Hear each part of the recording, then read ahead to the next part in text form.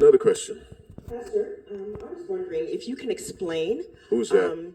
Up on the balcony, there are people on the balcony as well. Thank you. Say it again. Just wondering, Pastor, if you can explain the concept or idea of victory over sin. Mm-hmm. I find that a lot of times when we try to have this discussion, I've actually had it with people before, there seems like there's a lot of confusion over our beliefs as Adventists and if we will be sinning until Jesus comes. No, we will not be sinning until Jesus comes. Please explain. Thank you. Well, simple. We have to conquer sin.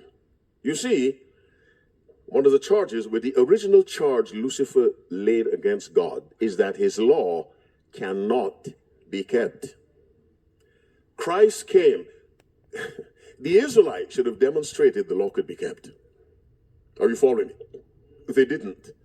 Christ came, and that's why Romans 8 verse 3 and 4 said, but God, sending his own Son in the likeness of sinful flesh and for sin, condemned sin in the flesh. He came with our nature and lived without sin. Now, that righteousness has to be expressed in us through constant and total surrender to Christ. We must come to the place before Christ comes where there is a people on this earth who no longer sin. Jesus did that. But the Jewish law says you need 2 witnesses to establish anything. In the mouth of 2 or 3 witnesses, a word is established. Christ is only one witness. Those alive on the earth when Christ comes will constitute the second witness that the law of God can be kept perfectly. When someone says God's law cannot be kept, that's what you're saying when you say you can't conquer sin. You are supporting Satan's argument.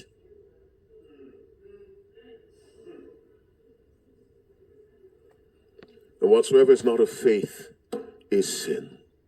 Without faith, it is impossible. And if you have no faith in God's ability to keep you from sin, even though the Bible says now unto him that is able to keep you from falling. No excuse. But you've got to believe it. God will have a people on the earth. They called 144,000, whether literal or symbolic. The point to keep in mind, their character is described in Revelation 14 verse 5. In their mouth was found no guile, for they are without fault before the throne of God. Sinless. Then God can finally do this. Whew. Finally shut Satan's mouth.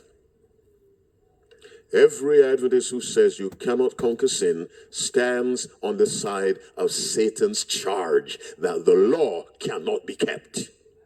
There's no point coming to church. You can conquer that thing that's harassing your life.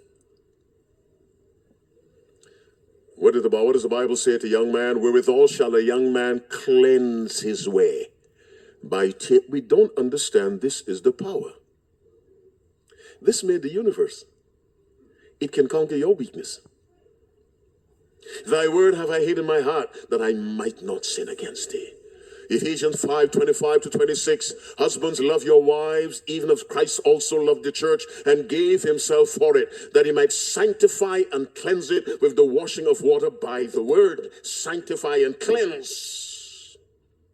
Jesus told the disciples, John 15:3, now you're clean through the word which I have spoken unto you. Jesus prayed to the Father, sanctify them. How? Through thy truth. Thy word is true. Then he said in verse 19, and for their sake I sanctified myself. You have no time for this. How can you conquer sin?